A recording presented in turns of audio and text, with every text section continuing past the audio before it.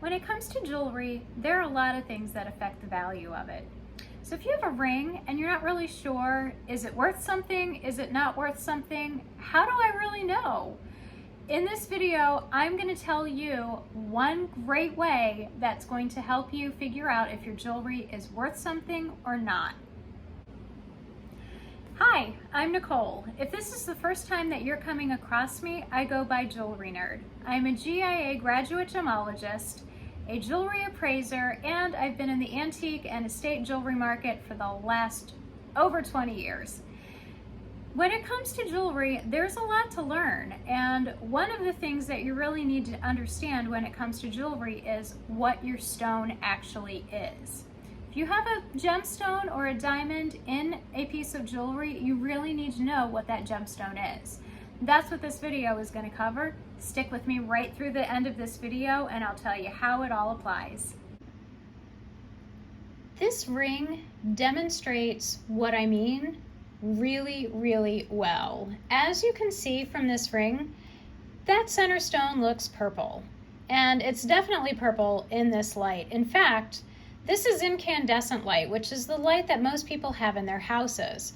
So when my customer sent me this ring, she kept referring to it as an amethyst because it looked purple. So one would naturally assume that it was an amethyst, right? Well, now look at that stone. It's almost like it's a totally different stone in the center. I mean, it's completely blue, right? You see how much it's blue now as opposed to the purple that you saw previously. This is what's called a color change sapphire. The reason that I'm showing you this is because the difference between an amethyst and a color change sapphire is huge.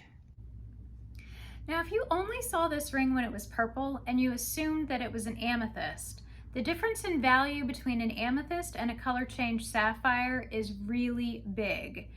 If you assumed that this was an amethyst, this ring would be worth about $3,600.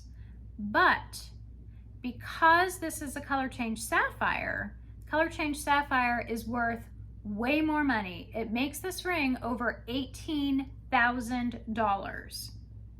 Huge difference, right? And that's just the difference in value just with one stone. The difference between an amethyst and a color change sapphire. Now, if you don't know what a color change sapphire is, it's okay. I did an entire video on it and I'll link that video below under this one in the description. But going back to value and why it's really important to understand what your actual gemstone is, you can see that there is such a huge difference between the values and the ranges in values between what gemstones are what in a ring or any other piece of jewelry for that matter.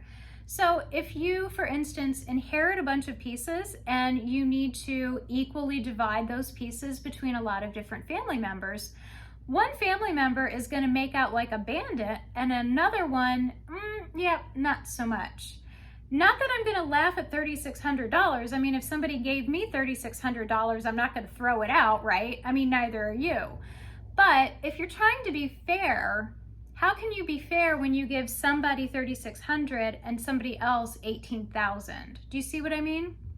Now, if you're trying to sell a ring and you try to do this yourself, and you sell this and you only see it inside in that incandescent light when this ring is purple and you assume that this is an amethyst, what's the difference between $3,000 and $18,000? I mean, you're giving away a lot of money if you don't have this properly gem ID'd.